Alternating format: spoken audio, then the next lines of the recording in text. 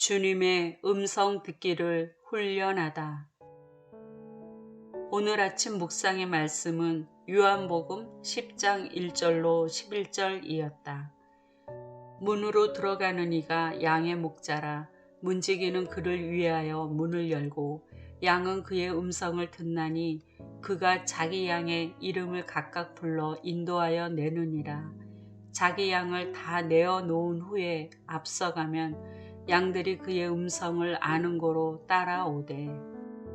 주님은 우리와의 관계를 목자와 양으로 비유하시고 양은 목자의 음성을 듣고 따라간다고 말씀하셨다. 양된 우리가 목자 대신 주님의 음성을 듣는 것이 당연한데도 주님의 음성 듣기를 은사 중 하나로 알고 있는 신앙인들이 많은 것 같아 안타깝다. 그럼에도 많은 신앙인들은 어떻게 주님의 음성을 들을 수 있는지 궁금해한다. 그래서 영성 훈련이나 은사 개발하기 위해 찾아다니거나 관련된 책을 읽으며 주의 음성을 찾으려 한다. 좋은 노력이라 여겨진다. 이 부분에서 나의 경험을 풀어놓으려 한다. 혹시 나 같은 사람이 있으면 도움이 되지 않을까? 나는 주님의 음성 듣기를 갈망했지만 음성 듣는 것을 믿지 못하고 핍박까지 했던 사람이다. 신앙생활 20년 이상 말씀 큐티하며 그 가운데서만 주님의 음성을 찾고자 했다. 암송한 말씀 중에 떠오른 말씀 이상 주님의 음성을 생각해 보지 않았다. 육성적인 음성이나 세미한 내적 음성 모두 내게는 거리가 멀었다.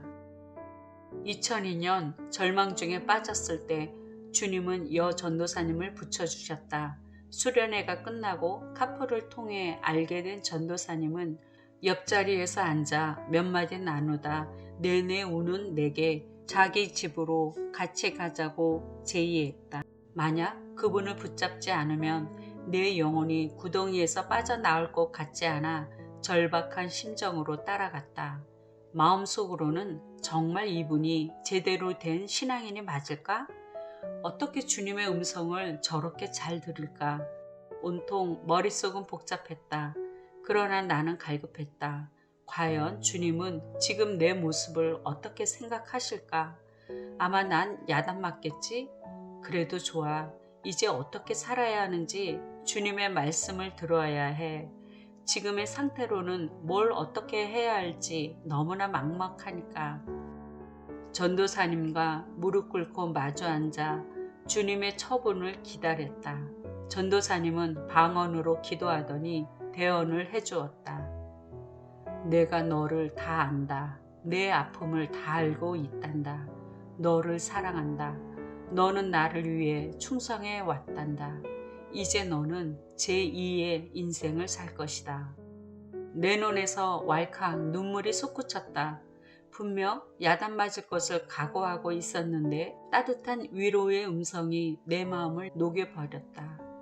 그런데도 내 속에서는 여전히 의심이 일어났다. 정말 이것이 주님의 음성이 맞는가? 이단은 아닌가? 그러자 어떻게 알았는지 전도사님은 살짝 미소를 지으며 말했다. 하나님께서 사모님이 의심이 많고 분석적이라 더 이상 말씀하셔도 믿지 않는다고 하시며 여기까지 하라 하십니다. 이제부터는 하나님께서 직접 사모님에게 말씀해 주실 것이니 기도하며 기다리라고 합니다. 그렇게 대화는 끝났다. 요즘 들어 내 주변의 성도들이 주님의 음성을 단순히 잘 듣는 것을 보면 그렇게 부러울 수가 없다. 의심 없이 주님을 기다리고 음성 들으며 성장해 나가는 성도들의 모습과 달리 나는 주님의 음성 듣기를 위해 얼마나 시행착오를 저지르고 터득해야만 했는지. 그래서 지금 주님의 음성 듣기를 사모하는 자들에게 희망을 가지라고 말하고 싶다. 나처럼 의심 많은 자도 들었으니 말이다. 집으로 돌아와 전도사님의 말을 기억할 때마다 기대 반, 의심 반이었다. 과연 하나님께서 직접 말씀하실까? 가능한 외출도 삼갔다. 별로 나다니고 싶은 마음이나 기력도 없었다.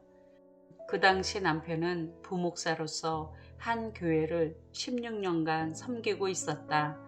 몇 년간 남편이 기간 목회로 부르심 받았을 때도 계속 교회의 협동 목사로 있었기 때문에 나는 결혼 전부터 한 교회에 있는 셈이었다. 공식 예배를 제외하고는 집에서 기도에 힘썼다. 기도가 길들여지지 않아 몇 분 하면 졸음이 쏟아지고 누워 안식하다 다시 일어나 기도하기를 반복했다. 이상하게도 눈물이 한없이 쏟아지기 시작했다. 메마르고 경직된 내 마음이 주님의 용서와 긍휼을 경험하기 시작하니 눈물이 많아졌다. 하루 종일 울면서 혼자 있기를 즐겨하며 주님을 느끼려 했다. 영성 카페를 수시간 방문하여 글을 읽으니 주님을 향한 갈망이 더 커져갔다. 내가 알고 싶은 영성의 원리들이 필요 적절하게 올려져 있어 목마른 사슴이 시냇물을 마시듯 글을 읽으며 깨닫고 실습했다. 어느 날은 기도하는데 계속 침이 올라왔다. 침을 한참 뱉어가며 회개 기도를 했다. 내 안에 있는 더러움이 실제적으로 빠져나가고 있었다. 그 외 정화되는 방법으로 가래나 하품, 기침, 방귀를 통해 더러운 영이 빠져나가기도 한다. 또 한 번은 다니고 있던 교회가 내 영혼을 충족시켜주지 못한 것에 대해 상당히 비판하며 정죄하는 마음을 갖고 있었는데 이어 그것이 죄임을 깨달았다. 놀랍게도 깨닫는 순간 갑자기 내 등에 누가 예리한 칼로 내려치는 듯한 큰 통증이 왔다. 실제적인지라 나는 악하고 비명을 지르며 쓰러졌다. 내 등이 쩍하고 두 군데 갈라지며 악한 영 2마리가 빠져나간다는 느낌이 선명하게 들었다. 점점 신앙생활이 개념이 아니라 실제적인 것을 깨닫게 되었다. 하루는 기도 중에 어떤 느낌이 왔다. 생각이 떠올랐다. 그것이 하나님의 음성일까? 나는 믿을 수가 없었다. 그래서 생각이 떠오를 때마다 이런 말씀을 드렸다. 주님, 정말 주님의 음성이 확실하다면 말씀으로 증거해 주세요. 그럼 제가 믿겠어요. 좋으신 하나님은 내 수준에 맞춰 그 기도를 응답하셔서 지금까지 성경 말씀으로 인도받게 하신다. 하나님은 어디서나 계셨다. 나를 지켜보고 계셨다. 다만 내가 그것을 인식하지 못했을 따름이었다. 어디서든지 주님을 생각하면 주님은 내 곁에 계셨다. 기독교의 어떤 사상이나 논리가 나를 붙들지 못했다. 나는 실제적인 주님을 만나는 법을 배워갔다. 남편은 이런 나를 이해 못했다. 여 전도사님 이야기 한번 꺼냈다가 이단으로 의심하니 더 이상 대화를 나누기가 어려웠다. 교회도 마찬가지. 나의 영적 체험을 처음에는 사람들에게 알려야 한다는 생각을 했다. 그러나 주님의 음성 듣는 것을 이야기하려 할 때 분위기는 썰렁해지고 반박하는 태도로 내 경험을 인정하지 않아 입을 다물게 되었다. 내 소견으로는 그렇게 해서라도 주님을 알려야 한다고 생각했지만 주님은 그들이 받을 준비가 되지 않은 상태에서 말하는 것을 금하셨다. 그보다 기도로 그들의 영이 깨어나기를 원하셨다. 새벽기도 설교가 끝나면 10분 이내에 사람들이 흩어지고 문을 잠가야 하니 기도가 될 리 없었다. 방언 기도는 환영받지 못하고 소리내는 기도도 조용히 하라고 권고받는 분위기여서 주로 집에서 소리내어 방언 기도하며 우는 수밖에 없었다. 점차 내 신앙의 변화는 감출 수가 없었다. 금요 기도회에서 찬송을 부르며 혼자 눈물을 줄줄 흘리는데 어떻게 감출 수가 있을까?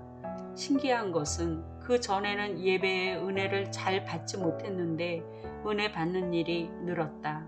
그것은 예배가 변한 것이 아니라 내 영혼이 주님을 경험함에서 비롯되었다고 볼 수 있었다. 예전에는 금요 기도회 예배 후 조용히 있다가 사람들 눈치 보며 자리에서 일어났지만 후에는 기도의 분량이 채워지지 않은 아쉬움으로 자리를 떴다. 그 그 이후 내 안에 떠오르는 생각, 감동이 있을 때 다시 말씀으로 확증을 요구하는 스타일로 주님의 음성을 배워나갔다. 몇 달간 주님은 자신의 음성을 주시고 내가 거기에 순종하는지를 테스트하셨다. 왜 테스트라고 여기냐면 주님의 의도와는 달리 어떤 일들을 명하신 적이 있었기 때문이다.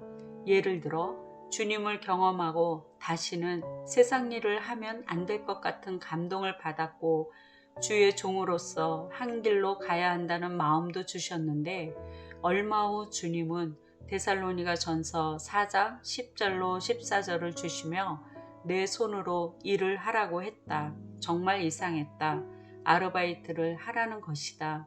그러나 순종했다. 그리고 그 돈으로 선교 헌금하라고 하여 가지고 있다가 그날 밤에 집의 우편함에서 선교 편지를 발견하고 드린 적이 있다. 정말 놀라웠다. 주님의 음성은 앞뒤 짝이 맞는다. 말씀하시면 이루시고 증거를 몇 번이나 주셔서 확증케 하신다. 그래서 초보인 나도 자꾸 따라가다 보니 주님의 음성을 조금씩 구별하게 되었다. 세상 일 안 하겠다고 한 내게 다시 세상 일을 하게 하신 주님의 의도는 어떤 것이든지 주님의 음성이라면 전적으로 순종하는지를 보고자 함이었다. 이후 개척교회 주시고서는 아직까지 그런 감동을 주지 않으신다. 한 번은 주님이 기도 끝 무렵에 로마서 16장 14절을 떠올려 주셨다. 이상하다. 거기에는 안부 인사만 있는 걸로 알고 있는데 하면서 펴보았다. 아순그리도와 블레곤과 허메와 바드로바와 허마와 저희와 함께 있는 형제들에게 문안하라. 역시 문안하라는 내용인데 누구에게 문안하라는 뜻일까? 아직까지 사람들을 만나고 싶은 생각이 전혀 없는데. 잠자리에 들어서 진흥원 식구들이 떠올랐다. 얼마 전까지 어린이 성경 공과를 집필했던 기관의 관계자들이다. 그러나 나는 주님께 이것이 정말 주님의 말씀이라면 이루어지게 하소서. 제가 먼저 연락은 안 하겠습니다. 라며 말씀드렸다. 이튿날 오전에 다림질을 하고 있을 때 전화벨이 울리더니 딸 아이가 받았다. 순간 내 가슴이 흥분되었다. 바로 저 전화다. 문안하라는 전화 주인공은 성경 공과 책임자로 나를 간절히 만나기를 원했다. 다시 한번 성경 공과를 집필해 달라고 부탁하면서 만일 전날에 주님의 감동이 없었더라면 결코 만날 약속을 하지 않았을 것이다. 전화를 끊고 신기하여 다시 한번 어제의 로마서 말씀을 찾아 읽으려 했다. 그러자 마음속에서 감동이 흘렀다. 너는 이 작은 것으로 놀라워하느냐? 앞으로 이보다 더 큰 것을 보게 될 것이다. 이런 식의 감동이 하루에도 몇 번씩이나 있었지만 영이 예민하지 않아 그것이 내 말인지 주님의 말씀인지를 잘 구분하지 못했다. 일이 성취되고서야 주님의 음성이 맞았구나 하며 주님께 죄송해 한 적이 많았다. 약 5개월을 주님의 음성 듣기와 순종을 훈련받게 하시고 개척교회로 인도하셨다. 나는 그때 다 된 줄 알았다. 그러나 그것은 시작이었다. 주님의 음성 듣기는 계속 훈련 중이다. 다만 이제 내가 주님의 뜻대로 살겠다고 한 순종의 태도를 보시고 자리를 옮기셨다. 물론 내가 주님의 음성을 항상 잘 듣는 것은 아니다. 나의 음성이나 혼미케 한 영의 방해로 실수한 적도 많았다. 상대방에게 정죄의 말을 쏟으며 그것이 주님의 음성이라 고집하기도 했다. 내 생각을 주님의 음성과 교묘히 섞어 내 생각을 말하기도 했다. 주님의 음성 듣기가 제대로 되지 않아 방황하며 눌려있던 시기도 많다. 그렇지만 지금은 그때보다 마음이 안정되고 편하다. 일상생활하면서 늘 주님과 대화하려고 하고 기도 시간을 즐긴다. 주님의 음성을 듣고 순종하며 사랑하는 것에 초점을 맞추려 한다. 인간 관계에서도 그렇듯이 사랑하는 사람과 늘 함께 있다 보면 말하지 않아도 통하는 것처럼 나도 하나님과 그런 친밀한 교제를 나누기를 소원한다. 마치 하나님이 모세를 대할 때 사람이 그 친구와 이야기함 같은 그런 관계를 갈망한다.